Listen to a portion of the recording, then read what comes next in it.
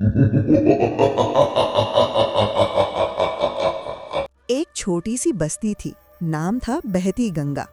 बस्ती के बीच से एक नदी बहती थी जो गाने वाली कहती थी। इसी बस्ती के किनारे पर एक छोटा सा घर था। इस घर में रहते थे दो भाई बहन, अयान और मायरा। अयान की उम्र थी 7 साल और मायरा थी 17 साल की। दोनों के माँ बाप 2 साल पहले एक एक्सीडेंट में चल बसे थे। तब से मायरा ने अपने भाई की परवरिश अपने कंधों पर उठा ली थी। एक शाम की बात है। सूरज ढल रहा था और हवा ठंडी चल रही थी। अयान बैठक में अकेला बैठा था। तभी मायरा पास आई। दीदी, क्या हमारे माँ पापा कभी वापस नहीं आएंगे? लोग कहते हैं वो मर गए, अब कभी नहीं आएंगे। अयान, माँ पापा नहीं आएंगे, पर मैं हूँ ना, मैं हमेशा रहूंगी तेरे साथ। तू रो मत। दीदी, तुम भी मुझे कभी मत छोड़ना। तुम्हारे बिना मुझे नींद नहीं आती, डर लगता है। मैं कभी नहीं छोड़ूंगी तुझे, कभी नहीं। दोनों सो गए, एक दूसरे से लिपटे हुए। इसी बस्ती में एक घुसपैठिया था, जग्गा मामा। वो अयान और मायरा का मामा जी था। उसकी बीवी का नाम था रेशमा मामी। दोनों की आंखों में लालच के अलावा कुछ नहीं था। उनकी निगाहें थीं अयान मायरा की जमीन और घर पर। एक रात जग्गा और रेशमा अपने कोठरी में बातें कर रहे थे। सुनते हो, कुछ सोचा या नहीं? ये दोनों बच्चे सारी जमीन खा जाएंगे एक दिन। तू क्या करेगा बे? चुप कर पागल औरत, तू इतना क्यों बोलती है? मौका मिलते ही दोनों को खत्म कर दूंगा, फिर हम मालिक बनेंगे इन सब के। अब ये बात थी, लेकिन कोई गलती मत करना। गांव वालों को पता नहीं चलना चाहिए। तू फिक्र मत कर, मेरा काम पक्का है। 2 रात गुजरी। तीसरी रात को जग्गा ने अपने 2 साथियों को बुलाया, टुंडा और भूरा। ये दोनों बड़े मजबूत थे लेकिन दिमाग से कमजोर। जग्गा ने प्लान बताया। आज रात काम करना है, तुम दोनों मेरे साथ चलना। पहले दवा डालनी है उनके कमरे में, फिर दोनों बेहोश हो जाएंगे, फिर मैं उन्हें कुएं में डाल दूंगा। लोग कहेंगे खुदकुशी। लेकिन जग्गा भाई, ये ठीक नहीं है। चुप कर, तुझे पैसा चाहिए कि नहीं? अगर कुछ उखाड़ना है तो मेरी बात मान। रहने दे, जग्गा भाई को पता है क्या कर रहे हैं। तीनों रात के अंधेरे में निकल पड़े। रात का वक्त था, लगभग 2 बजे। पूरा गांव सोता था। अयान और मायरा अपने कमरे में आराम से सो रहे थे। जग्गा ने टुंडा और भूरा के साथ कमरे के चारों तरफ बेहोशी की दवा का स्प्रे किया। दवा की बू से अयान और मायरा की नींद और गहरी होती गई। कुछ ही मिनट में दोनों बेहोश हो गए। जग्गा ने अंदर झांका। काम हो गया, दोनों बेहोश हैं। भाई पक्का मर गए। बेहोश है, मरा नहीं। अब काम खत्म करना है, पहले छोटू को उठा। जग्गा ने अयान को उठाया। वो हल्का था। वो उसे उठाकर कुएं की तरफ बढ़ने लगा। तभी कुछ हुआ। दवा का असर मायरा पर कम था। वो लड़की हिम्मत वाली थी। उसने आंख खोली। थोड़ा दिमाग घूमा लेकिन उसने खुद को संभाला। उसने देखा जग्गा अयान को उठाए जा रहा है। मायरा की आंखों में आग भड़क गई। वो उठी और चिल्लाई, मामा, क्या कर रहे हो? अयान को छोड़ो। अरे ये तो बच गई, लेकिन अब भी देर नहीं है। मायरा भागी और जग्गा के पास पहुंची। मामा, ये बच्चा है, इसका क्या दोष है? मुझे मार दो, इसे छोड़ो। तुझे भी मारूंगा, पहले इसे खत्म करूंगा। उसने अयान को कुएं में धकेलने की कोशिश की। मामा, मैं अभी जा रही हूँ, लेकिन मैं वापस आऊंगी। अपनी माँ पापा की मौत का बदला लेने, अयान का बदला लेने मैं वापस आऊंगी। कहकर वो खुद कुएं में कूद गई।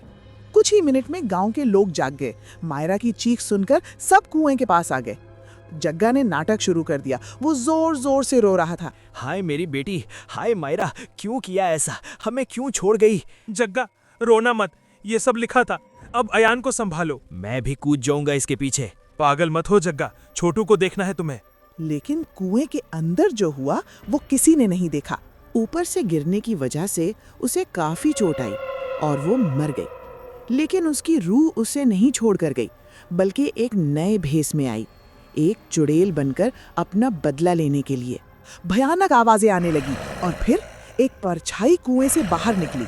वो थी मायरा, लेकिन अब उसकी शक्ल बदल चुकी थी। आंखें लाल, चेहरा पीला, बाल खुले हुए।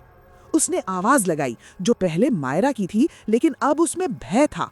मैं वापस आ गई, अब बदला लूंगी। जग्गा के घर में अयान ने आंख खोली। उसने अपने आप को एक अंधेरे कमरे में पाया। हाथ पैर जकड़े हुए थे।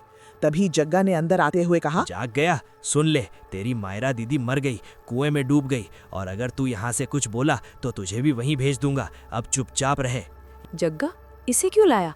मारना था उसी वक्त। ये हमारा नौकर है, अब बिना पैसे का काम करेगा। अयान रोज सुबह से रात तक काम करता, पानी भरता, कपड़े धोता, बर्तन साफ करता। जग्गा और रेशमा उसे मारते, खाना नहीं देते। अयान के हाथों पर जख्म थे, खून निकलता था। एक रात वो बैठक में अकेला बैठा रो रहा था। उसने आंखें बंद करके कहा, दीदी, तुम कहाँ हो? मुझे भूख लगती है। ये लोग मारते हैं, राखी आ रही है, अब मैं किसके साथ मनाऊं? दीदी, प्लीज आओ। आंसू गिर रहे थे उसकी आंखों से। तभी बत्ती बुझी। अचानक अयान के सामने एक शक्ल आ गई। भयानक चेहरा, लाल आंखें, काला मुंह, खुले बाल। अयान डर गया। कौन हो तुम? उस शक्ल ने आवाज बदली। फिर धीरे धीरे वो शक्ल बदलने लगी और सामने थी मायरा, पहले जैसे चेहरे के साथ। अयान, मैं हूँ तेरी दीदी, मैं वापस आ गई। दीदी, मुझे पता था तुम आओगी, मुझे पता था। दीदी, तुम कहाँ थी? ये लोग बहुत बुरे हैं। दीदी, इसको सजा मिलनी चाहिए।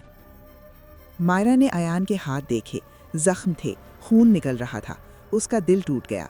उसने अपने हाथ अयान के हाथों पर रखे। थोड़ी देर में सारे जख्म ठीक हो गए। तभी रेशमा मामी ने आवाज दी। वो कमरे में आई। रेशमा ने अयान को लात मारी। तभी मायरा उसके सामने आ गई, अपने असली रूप में, भयानक परछाई। रेशमा की चीख निकल गई। कौन हो तुम?